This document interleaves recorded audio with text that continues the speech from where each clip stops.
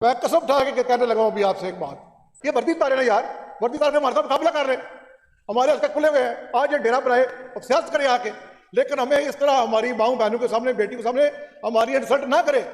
इनको बोले मेरे डेरे की तरफ आए, मैं देखो ये कितने पैंच है, अगर हम इतना मजबूर करेंगे तो हम रास्ता बना लेंगे और रास्ता बना लेंगे, या मार जाएंगे या मार देंगे किसी को। यार पर पख्तूनख्वा के घरों में क्यों नहीं रेड करते ये, क्योंकि उनको पता है उन्होंने जद्दोजहद करनी है मसल्ला।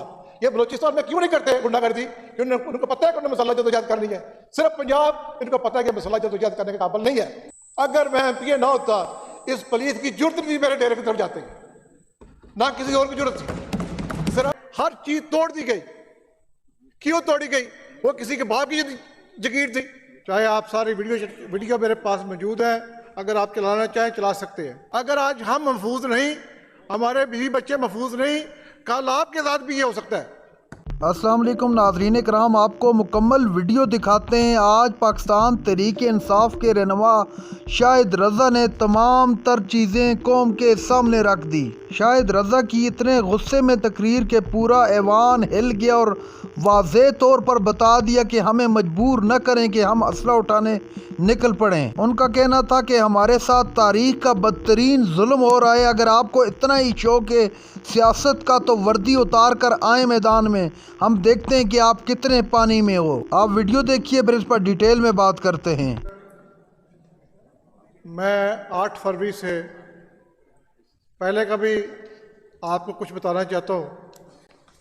तकरीबन 1.5 माह से मेरा डेरा बंद है और 8 फरवरी को इंशाल्लाह, पहली बात स्पीकर साहब ये है, जो बयान करूँगा बमा प्रूफ और सबूत करूँगा इंशाल्लाह ताला। चाहे आप सारी वीडियो मेरे पास मौजूद है, अगर आप चलाना चाहें चला सकते हैं। दूसरी बात यह है कि मैं अल्हम्दुलिल्लाह तकरीबन मेरी फैमिली से, मोर साहब एक मिनट सर, मेरी फैमिली से तकरीबन तमाम पुलिस वाकिफ़ है और मुझसे भी वाकिफ़ है तमाम पुलिस। या तो हमें यह कह दें आप कि आपने मसल्ला जदोजहद करनी है तो हम मसल्ला जदोजहद करना शुरू कर देंगे। और ये इतनी बड़ी गुंडागर्दी है कि 8 तारीख को मैंने एहतजाज किया 2 बजे और मेरा घर तोड़ा गया सुबह 8 बजे। उसके बाद मेरा डेरा तोड़ा गया 8:30 बजे। और ये नहीं कोई 10-15 मुलाजिम थे, कोई 20-25 थे, कोई 100-150 बंदा था। और ये मैं नहीं कहता कौन करा रहा है, इसके जिम्मेदार ये पार्लिमान है। आप इस बात को माने। अगर आज हम महफूज नहीं, हमारे बीवी बच्चे महफूज नहीं, कल आपके साथ भी ये हो सकता है। जब आप किसी को इतना डाउन करने की कोशिश करेंगे, या तो वो चला जाएगा खुदकशी की तरफ या चला जाएगा मसल्ला जदोजहद की तरफ। आप बराए मेहरबानी स्पीकर साहब सोचिए कि जब किसी की माँ और बहन के सामने किसी को गालियां दे रहे हो तो उसका रिएक्शन क्या आएगा। मैं कोई इधर पॉइंट स्कोरिंग नहीं करूंगा, पीटीआई ने क्या किया, नून ने क्या किया। मैं इस पार्लिमान की रिस्पेक्ट की बात करूंगा इंशाल्लाह ताला। मैं ये समझता हूं अगर एमपीएस हम 3-3 लाख वोट को देखते हैं, अगर हम 3-3 लाख बंदों को नहीं तो तहफ़्फ़ुज़ क्या देना, हम अपने आप को तहफ़्फ़ुज़ नहीं दे सकते, हमने किसी को तहफ़्फ़ुज़ क्या देना जनाब।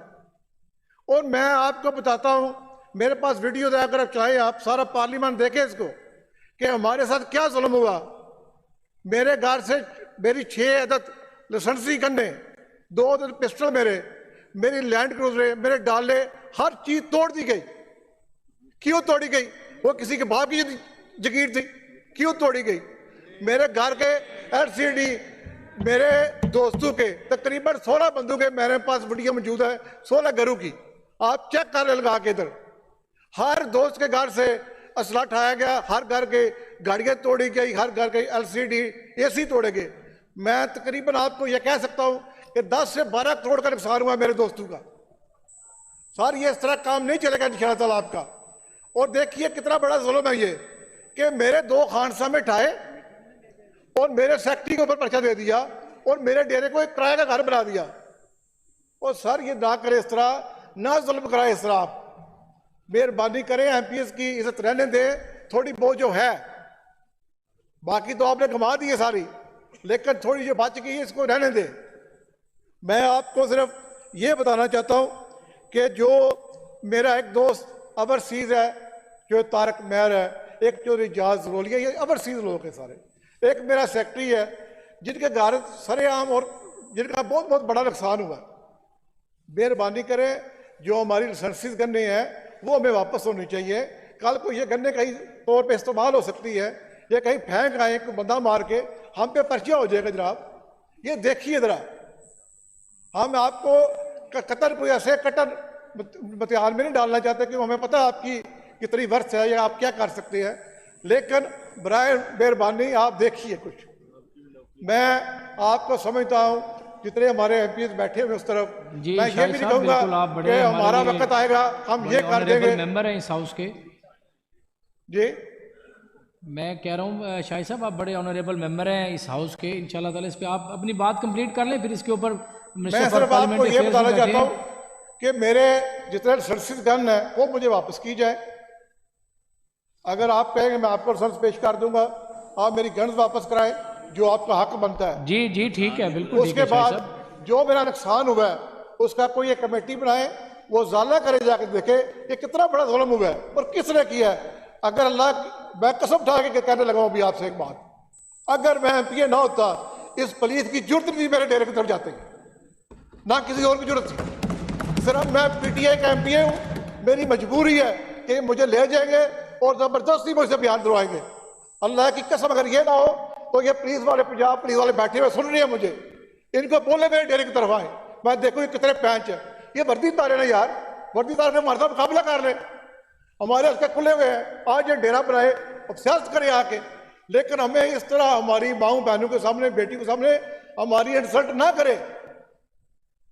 अगर खैबर पख्तूनख्वा के घरों में क्यों नहीं रेड करते ये, क्योंकि उनको पता है उन्होंने जद्दोजहद करनी है मसल्ला। ये बलूचिस्तान में क्यों नहीं करते गुंडागर्दी, क्योंकि उनको पता है कि उन्होंने मसल्ला जद्दोजहद करनी है। सिर्फ पंजाब इनको पता है कि मसल्ला जद्दोजहद करने के काबिल नहीं है, इसलिए हमारे साथ बदमाशी करते हैं। हदारे इस काम को रोके, इस काम को रोके। स्पीकर साहब मैं ये बता रहा हूं आपको कि हम किसी और तरफ चले जाएंगे, इस तरफ हमें ना लेके जाए। मैं दूसरे एमपी की बात नहीं कर रहा, मैं अपनी जात की बात कर रहा हूं।